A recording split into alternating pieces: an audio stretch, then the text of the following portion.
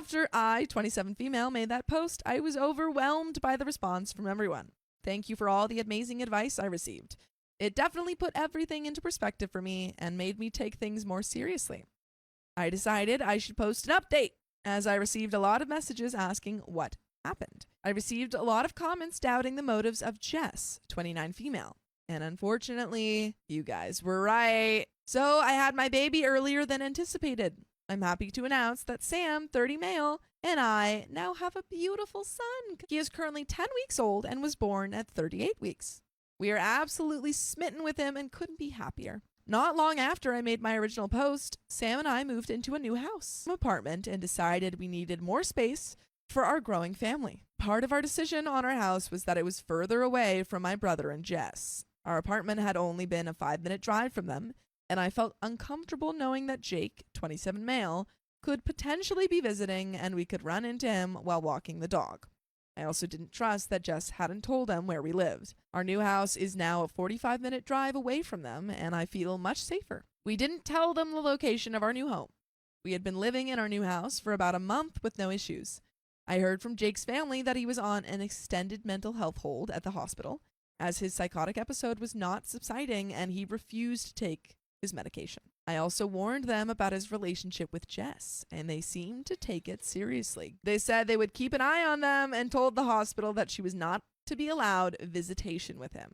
Smart. Was pestering me to forgive Jess. My mom had a heart-to-heart with me and finally understood why I had to cut my brother out. I didn't hear anything from my brother. Apparently my mom had stepped up and had a conversation with him about the severity of what Jess had done. It broke my heart to push my brother away, as we had been so close. But after reading all of your comments, I knew that I had to be responsible and keep my baby safe. Unfortunately, things didn't stay so calm. After a few months, I received a call from Jake. He had finally been released from the hospital and was embarrassed about his behavior at the baby shower. He told me he knew that the baby wasn't his. He cried and asked to speak with Sam. He wanted to personally apologize to him. Sam didn't want to talk to him. I told him I forgave him. I knew it wasn't his fault and that we should move on. I was also very firm with him and told him that under no circumstances would I let him around me or my baby. If he tried to contact us, I wouldn't hesitate to call the police.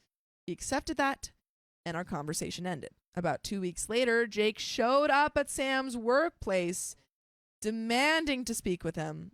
They had a short conversation where Jake broke down in tears and begged to be forgiven.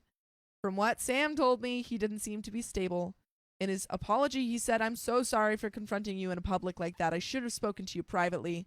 Clearly, you didn't know that the baby isn't yours, and you were humiliated in front of your friend." Sing here. Sam didn't want to provoke him, so he said he accepted his apology and asked him to leave. Sam then called me to let me know what had happened. I was shattered. Obviously, Jess had told him where Sam worked. Jake's family to let them know what had happened. They told me the next day he hadn't come home, and they were extremely worried. He wasn't meant to be driving, as his license had been suspended. He had been caught speeding several times, but he had taken his mom's car without her permission. A few days later, he was found by police in a building that was under construction, completely out of it and confused. He had driven 20 hours away from our town. He was taken to the local hospital and placed in their mental health ward. His family flew up to retrieve him. To this day, I haven't had any updates on Jake. I assume he is still in a mental health facility. His family always updates me when he's released. Good, that's kind of them. After all of that, my brother called me and asked if he could meet up with me for lunch one day. He sounded upset on the phone, so I agreed. We met at McDonald's. He told me all the crazy stuff that had happened with Jess. Apparently, when Jake got out of the hospital following the baby shower incident, he had shown up at their house to see Jess. My brother was really worried because he could tell that Jake was in a manic episode. He kept an eye on Jake while he visited and noticed that he was being extremely touchy-feely with Jess. You started to seem flirty with him as well. In front of your brother? No. Really uncomfortable, so he made an excuse about him and Jess needing to go to a friend's house. When Jake left, he and Jess had a massive fight. He confronted Jess about the flirty behavior, and she was extremely defensive. She flat out denied that she had been flirting or that Jake had been touching her at all. I decided to drop it. Not long after, we later realized this happened on the same day that he had gone to Sam's workplace. Jake showed up at their house again, But this time, Jess was at work. My brother works from home. Jake told him that he was in love with Jess, confessed that they had been sleeping together, and showed him a bunch of text messages between the two of them to prove that he wasn't making this up. My brother asked him to leave. When Jess got home, he confronted her. At first, she tried to deny it, but eventually confessed. She begged my brother to forgive her. She had realized after his outburst at the baby shower that she didn't love him. My brother was furious and told her to stay with her parents for a while. Ever since then, he hasn't heard from her. It's been months now, and it looks like things are over between the two of them. I mean, terrible about what Jess did to me. Although I want to let him back into my life fully, I still don't trust that he won't eventually get back together with Jess. The two of them haven't officially broken up. How have they not officially? Until that day comes, I won't be sharing my address or photos of our son with him.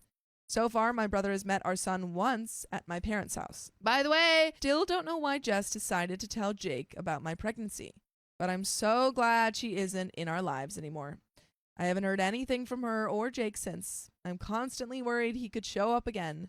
I've developed some strange OCD behaviors after it all, needing to check that all our doors are locked 5 times and touching all of the windows in our house before I can go to sleep. Other than that, things have been peaceful so far, and Sam and I have been able to enjoy